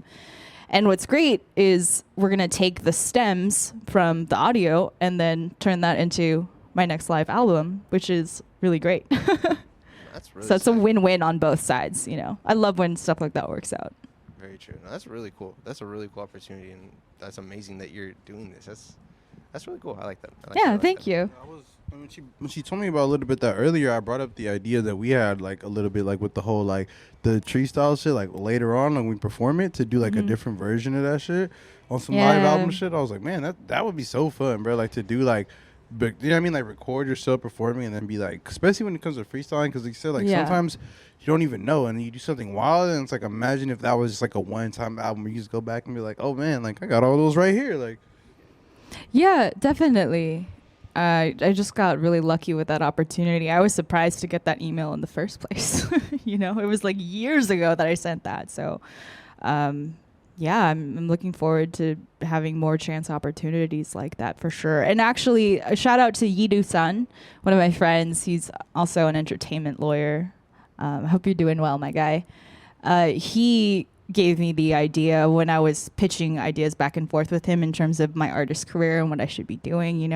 I am actually going to change my name, because so far all my music is under my full legal name, but I'm actually a very private person. I'm very intentional and selective about the stuff that I put online. So I'm going to have a different stage name, and then do that reveal when the album comes out, So I'm very excited to transition into that part of my career. One thing I'm curious about and didn't really ask about is, like, do you ever see yourself doing like, or would you like to do like festivals or like settings like that, like big settings like that? I mean, I know you've done like concerts and outside, but I feel like your music would really like, I don't know, like really fit in well with that. Thank you. Vibe. You know what I mean? Because it's like people love live instrumentation at those settings, and it's I love it too. Out, like, and you and your band are like very in sync with that. So it's like, to imagine like seeing that in those type of settings, like it's be really cool. I would love to play festivals. I remember I did play one when COVID first started by Amanda. Shout out to Amanda. It's like Namaste at home. But that was like more an at-home live stream, single instrument type of thing. And I would love to be able to not just go on tour, but to play at different festivals. I mean, it's definitely attainable. If you're able to, put shows together grassroots-wise and talk to different venues at a local level, I don't see why you couldn't, or why I couldn't be able to reach out to like a larger fan base, Yeah. And then another thing, like, this is a random question. Sure. I was thinking of like merch and stuff like that, and I'm always curious of how that works into like a band. Like, how do you guys go about those kind of ideas? Like, that's something that I'll talk about with the band later. But I actually do have merch. I have stickers That was designed by Isaac. Shout out to Isaac. And then I have buttons. I remember Nigeria took some photos of me, and I made like rectangular buttons out of it. And for my album release party back in 2019, I hired Chris, who is an illustrator, to do like a Mount Rushmore type thing, where like I had like my face in the middle, and then I had all the other features like faces like right next to me. And that's put on a poster and some shirts and some hoodies. And I actually sold some of those things, which was really great. But I still have like some of them from like 4 years ago. So hopefully like if I blow up or make it big or whatever, that stuff will just be limited edition and people will just cop that and be like, I was an early fan, you know? I mean, that's the dream. But also, I can manifest that dream because I believe in myself. And I think it's just a matter of time and consistency and patience and effort until I eventually get to that point, you know? Hell yeah. Hell yeah, hell yeah. Oh, man. Today, that was amazing to hear that take on that. Because it is true. A lot of what you said at least I resonate. It's weird to say it's true because it's like, but it's just true to like how I feel of like how approach to a lot of these things. So it's really, really nice to hear that. But I guess lastly, is beyond the change in name, the new album, is there anything else that you want to really bring forth, like in the next phase of your life, in this next chapter? Are we talking about just as an artist or in general? In general, okay. There's a lot I want to do. It could be the next chapter in life, or it could be the next chapter in your musical career. But like life is also really interesting, you know what I mean? Like as a whole. Yeah, that's true. I've done a lot of traveling for COVID. I mean, my life actually got much better after the pandemic because I felt like I was able to look very introspectively at myself and do a lot of shadow work. You know, like a lot of the behind the scenes, like got to deal with my insecurities and some of the things that are just deeply troubled and then become, as best I can, become a better person, you know. And I was able to travel a lot all over the country, and then I just took 2 big international trips, and then I just paid my taxes, and now it's 420 and the world doesn't make any sense. But hopefully I can still go on this grind of being able to find remote work that I enjoy, that I'm able to work towards like a video game or a type of product that I really believe in, and work on my artistry and be able to release more music. Like I'm going to be releasing the live album like sometime in May or June, and then 2 singles in the summer. And I'm writing my 4th album, and I'll be able to release more singles and eventually the full album by next year, and then go on tour. And I want to get my finances together. That's been of utmost importance to me, just because if I want to be able to fully expand on my artistry, you need a lot of resources behind it, and how are you going to get all these things done without paying people, So I remember I spent a lot of this time like finishing school, getting my degree, getting a high paying job, and then from that, like doing all these side gigs where I can essentially push my vision of, okay, I need to pay off all this other debt over here, and then pay off my credit cards and then student loans, but that's a whole other conversation, and just kind of get that out of the way so I can like continue to travel, and I can continue to like live the experiences that I want to have in my life, and just continue forward in this journey, because I don't know where it's going to take me. And, there will be some intentional breaks in there. I don't really believe in the concept of you always have to be on, you always have to stay culturally relevant or relevant into like type of that stuff, just because I don't feel like that's realistic. Like we're all human, we all need times that we just need to take a break. Even me, like I kind of operate around being busy, but like very intentionally busy. Like, I'm going to events and shows, and I'm building connections with people, or I'm getting mentorship, or I'm helping someone else, I'm paying it forward to someone else, and like all of that can add up. But then also we all need to set aside time to just be on our own and do our own things. And yeah, I think that's a very long, convoluted answer, but that's essentially like the things that I'm trying to do. I'm just trying to better myself as a human being first, and everything else will come and follow that through my art. Yeah. And one question I have all of that out of all that is you don't have a dog, huh? No, what's funny is, so one of my side gigs, I work for a nonprofit organization. No. and we work with dogs. Like, I run a dog camp in Lake Tahoe twice a year. I get to be around like 70 to 100 dogs. Yeah, it's really great. Different. I don't have a dog. I would love to have a dog. But you're taking care of dogs all the time, though. Like with that job, not like you get to be around more. Like I take care of the people more than I take care of the dogs. But yeah, I'm a big animal person. I would love to eventually own a dog. I love dogs, but all of that seems like I couldn't do that with the dog. That's so funny. I'm gonna give this long, and I want to do that, long drawn out answer, and you're talking about you don't have a dog. Yeah, no, that's what I think about when I think about like creative people that do like a bunch of shit. I'm like, you don't have like pets and shit, huh? Like, no. I don't like, have pets. I don't that? have a kid. I have a partner that I love very much, but that's pretty much all I can handle in terms of like commitment.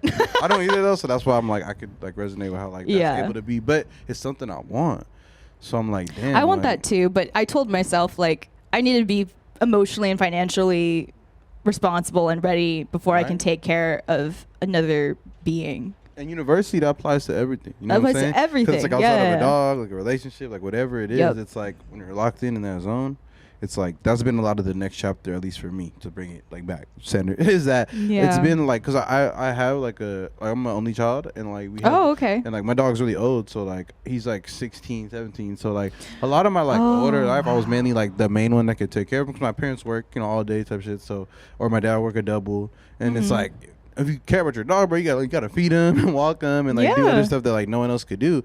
And it's kind of like doing that for a long time. Like as much as like I love my dog, like it felt like damn, like all of these other things, it's like I wouldn't be able to like full send on them in a way. Yeah, because of that. But the same way it is when anybody with like a kid or whatever, like anything. You know what I mean? It's just kind of like like it's not like you can't do it, I guess, because just everybody gets it done when it happens and they have to. But it's just like.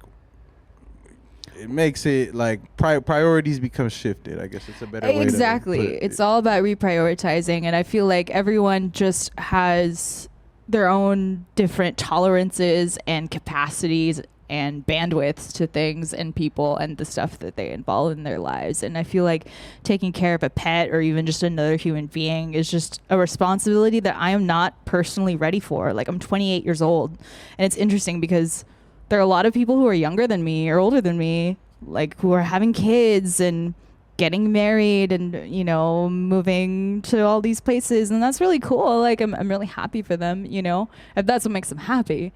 I know being locked down and with a house and a mortgage and a kid would not make me happy right now, but that's just me, That's real. No, it's, I feel you both. Because like the wanting, both in the sense of wanting it, but also realizing that it's a difficult thing to sustain now.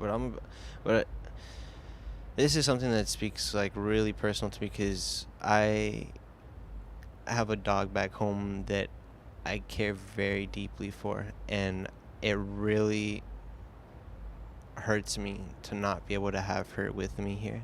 And it's like a really big driving force in being able to get to the point where I can have her here. And it is a real consideration of like how much that affects your ability to do things in the world, because I'd be lying if I said I haven't had that fucking headache of like, how much is this really gonna like draw me down in this sense. But as much as it is a headache, you want to it can be considered a headache in that it is also like done out of love for her, and like in all those moments where I've had to like sacrifice sleep or sacrifice like a moment to do something for her, I've done it happily. And it's a tough battle because like part of me wants to just say fuck it and like do whatever it is that I need to do to sustain myself so that I could be with her right now. But I know in doing that wouldn't be living the life that would be best suited for me and even for her. And so it's kind of like in doing this, ideally we get to a point where I can bring her and we can both live an ideal life better on. But it's it's tough because I do think whilst it is like a certain level of like it brings certain limitations, I think those certain limitations are just a natural part of life and like the order of like, and like where I see like down the line, like I do think that having like those kinds of responsibilities shape us to be like part of the people that we are, and it's tough to like balance those things, but it's being able to navigate those things is an important part of life. And I feel like that is just like in a certain sense the next chapter, the next step in like later in maturity as we grow. And like as I grow is like being able to balance those things of like wanting to have that and being able to just balance that with the rest of life and how it's going on. And I'd be lying if I said it doesn't absolutely kill me seeing the people that walk with their dogs around us, because I know a lot of people that are in the areas that we're in are also involved in a lot of the stuff that we would want to be involved in, or at least that I would want to be involved in, as well as like in seeing that regularly and seeing that they're doing that shit and that they are able to have their dog and do that kills me, genuinely kills me, because I'm like, I know that one of the major concerns that I can't be in there is, I know for me, like whilst it is a certain level of like maturity mentally, I feel like I've grown very close with Shadow, that like I feel like I'm definitely at that point where I will gladly like raise her and stay with her like that. But what it is truthfully is like being able to be at a financial position to comfortably do that, and that's like it's hard to balance that with also not only that but also balancing the goals of life, like what is it that I want to achieve in this creative sense. And like Yeah, totally. And just to speak on that, like I'm a strong believer in delayed gratification. You know, I have purposely taken time away from people to focus on myself and make sure that I'm bright with myself before I involve other people or other relationships in my life, because like your relationship with self affects everything else, you know? And if I'm not emotionally or psychologically or financially able to be there for other people in ways that they want or need from me at their capacity, right, then what am I doing? Yeah, and I get that, because for me maybe it's not like the financial part about it, like I feel like it's the emotional part about it, where like I'm gonna be like and going off of what you said, like I honestly, like I never did it happily. Like I never, like every time, like I always was like fiending to do whatever I wanted to do, and then I love my dog, but I just did it because I had to. Like I did it because I was like, this is life, like, you know what I mean? Like I'm not gonna let this person do this or that. But it was never like where I got to the point where I was overly like, damn, this made me content or happy. Like it was just like I still had it on my mind that this is not letting me do whatever it else. And the idea of prioritization with it, I always felt like there's things I have to prioritize regardless, but it's like this is in a way like getting in that list. So I feel like it's still like the idea of prioritizing and putting things in. Like I agree that that's a part of life. You know what I'm saying? Like, and like that you got to be like, okay, balance is a part of life. But I do feel like there's things that come with that where it's like, how do I say, like the balance in life, like the natural balance in life. I feel like we're already doing that in prioritizing the shit that we want to do in our work. Yeah. Like sometimes that alone is like a lot. And trying to get those priorities together. For me, I feel like it was always like that, where I was always just like, like I love doing it, but I didn't love that the fact that it made me have to prioritize it over the other things that I didn't want to prioritize over. Like I guess that was the only real issue for me. It was like certain shit I would want to prioritize, but then I'm like, fuck, you can't really prioritize that over this if you chose this. You know what I'm saying? Like it's like that's the part where it's like it's a choice, and then in that choice, it's like you chose to prioritize this more. So that's the part where I find myself hard to live with. And when I'm like, when I make those decisions, and I got to be like, well, you chose this. So it's like, you got to put this first. You know what I mean? Like, and that's always something my parents would give me. So I was like, one of the fools I was like begging to have the dog. You know what I mean? And then like, I would have, like, if I wanted to do some other shit, they'd be like, well, you chose this. So you better go out there and pick up the poop. Like, you better go out there and like, well, like, you wanted the dog. You know what I mean? So I feel like it's a part of like that too, where it's like, you want it because I fuck with it. But then the responsibility that comes with it sometimes is you don't understand how it affects the other stuff that you want to do. And then when it affects other stuff you want to do, it creates a weird strain where emotionally and mentally you're like, is this even right for the dog? Like, is this even right for the person? You know You know what I mean? That you're Yeah. that you're messing with, because it's like, damn, I'm putting them in a funny situation because I'm not fully invested into this all the time when they want me to be. Like, I'm like a lot of times not hyped on it. You know what I mean? Yeah, I definitely get what you mean, and I feel like it just encapsulates that everything comes as a package deal. Yeah. It's not like, hey, if you want the benefits of this, you have to also analyze the costs of all this, right? Yeah, exactly. And I'm a believer that you make time for the things that are important to you, but at the same time, there's things that like you want to do, and then there's also a sense of urgency or non-urgency that comes with the thing that you're trying to accomplish, right? So like, for example, I'm just looking at my schedule today. Like, I picked up Chris. Now I'm here. I'm going to grab some food because I haven't eaten all day. And then I need to record an album. Yeah, you're going to be like gone everything for about else, 8 hours. Yeah, this is like a full-time job. Everything else comes second. You know, talking I guess to, that's all I'm getting at in life. You know what I mean? Simply is that, like, in doing that, I feel like that's what I want more than anything. Like, just putting like the art and all that shit, like being able to prioritize that, because even in work you sometimes can't even prioritize that shit because you're like, fuck, I worked today, like, you know what I'm saying? So it's like, in that, I'm like, I feel like I already have so much of that shit to deal with that when you add in the other factor of it, sometimes it's just like, damn, this doesn't feel like, in a way, it doesn't feel like the extra a part of life. It feels like I chose this and I added it onto my plate. Yeah, and that's true. And what's very interesting right now with my current circumstance, I got laid off from my full-time job, and there's just a lot of layoffs in tech right now. And I'm actually kind of glad that I'm not working full-time, because April just happened to be a very busy month for me, you know.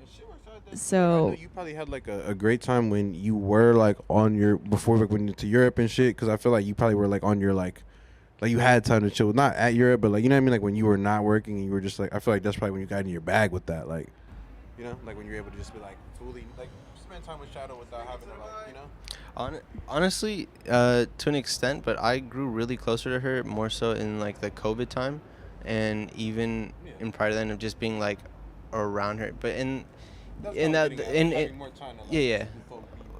it did allow me to give me more time to focus on that. But when stuff started coming around to schedule it in, of like having to work around it, it was always like trying to also prioritizing her and making sure that like the things are met. And I'd be lying if I said that I did it like dolo. Like, I had support from my family, and I'm very thankful for it, because without them, like, she wouldn't be as spoiled and as pampered as she is.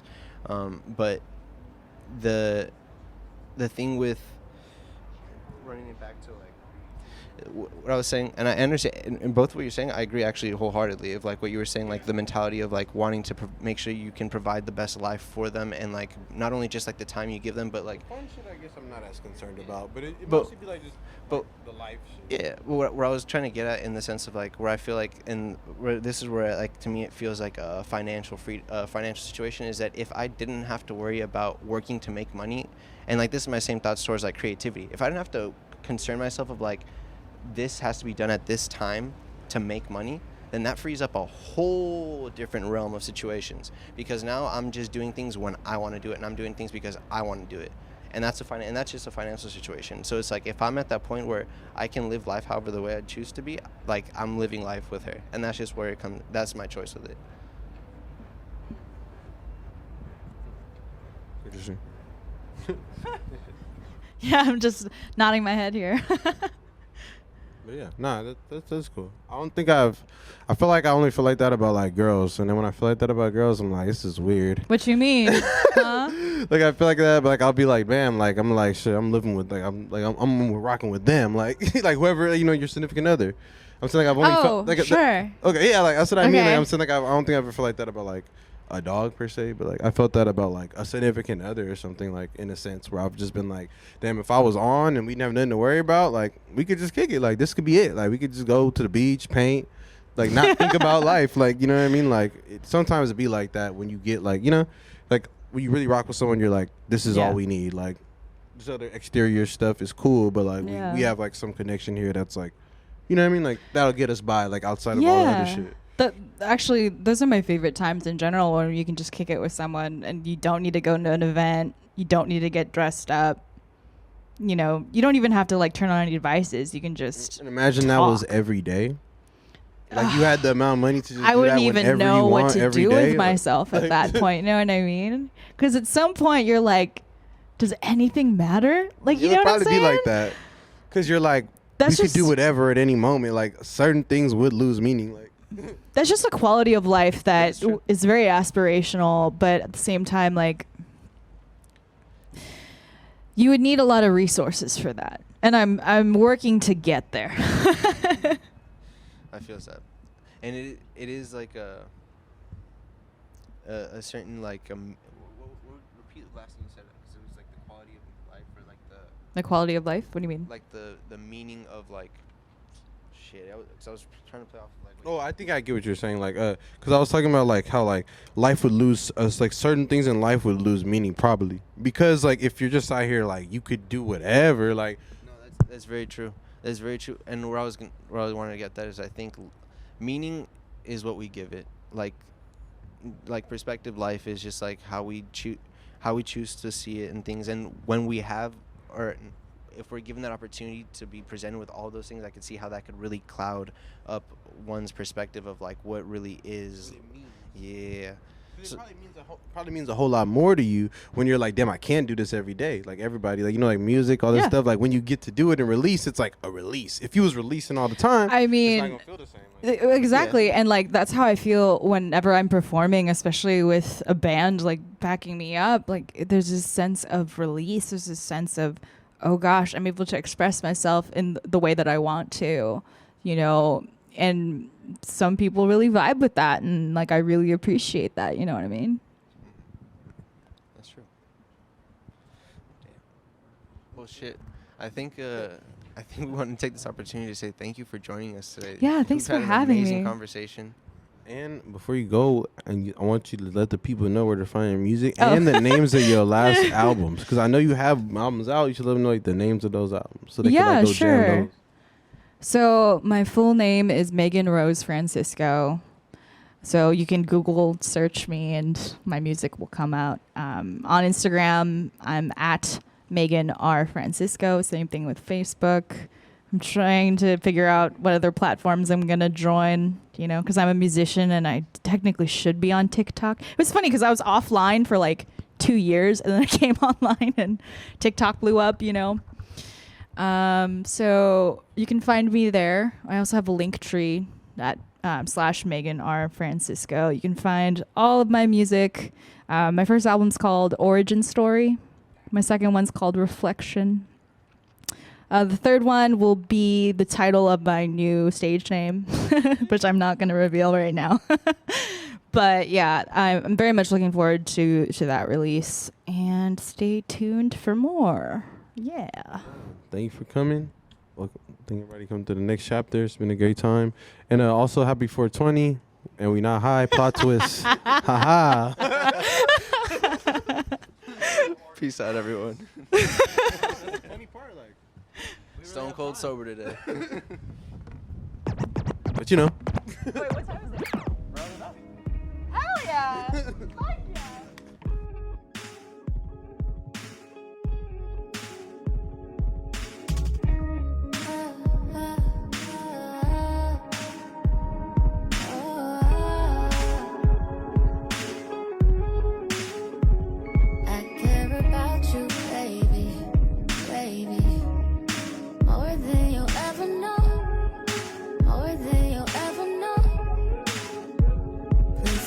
Drive me crazy.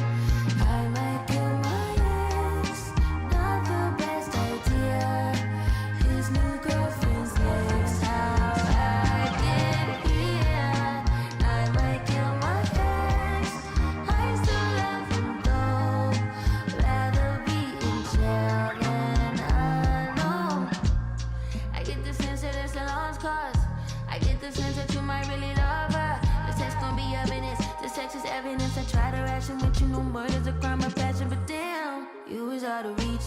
You was at the farmer's market with your perfect peach. Now I'm in the basement, planning on my patient. Now you laying face down, got me singing over a beat. I'm so mature, I'm so mature, I'm so mature. I got me in therapist to tell me there's other men I don't want that, I just want you. If I can't have you, no one will. I might kill my ex, not the best idea. His new girlfriend's next, how'd I get here? I might kill my ex, I still love him though. Rather be in jail than alone.